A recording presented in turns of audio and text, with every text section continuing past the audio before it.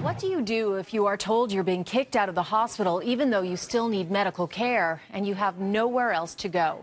We brought you the story of a 73-year-old man yesterday who was hospitalized for 2 months and is waiting for a long-term care bed. Security was sent to his room and he was literally kicked out of Scarborough's Rouge Valley Hospital in a wheelchair.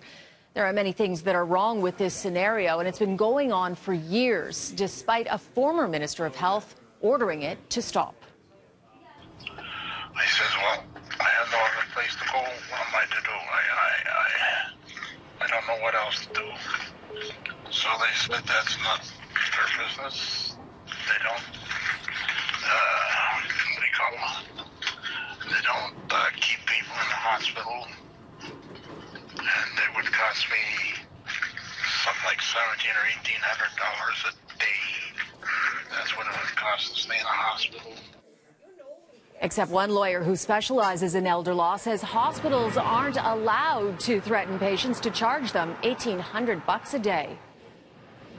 They can't charge him this amount of money, although it gets threatened across this province. We see it on a routine basis. What they can charge is the amount of a co-payment of a long-term care facility, which is about $61 a day. All these people.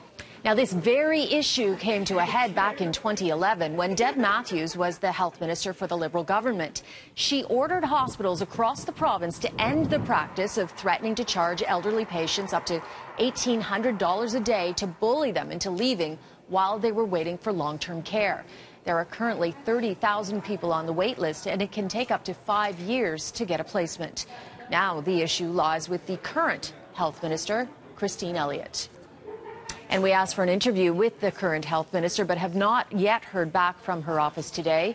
We also emailed questions to her spokesperson asking if the minister condones this practice of threatening patients with large hospital bills, and if not, will she instruct hospitals to cease it?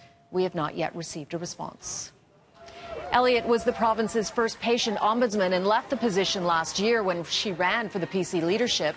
Last year, the office released a report which found the #1 cluster of complaints centered around inappropriate discharge planning. Now, hospitals are in a bind. The lack of long-term care creates a backlog in the system and is contributing to hallway medicine, which Doug Ford promised to end while he was on the campaign trail. We have been investigating the conditions of group homes, which many people who can't get into long care end up in, and they are illegal in parts of Toronto.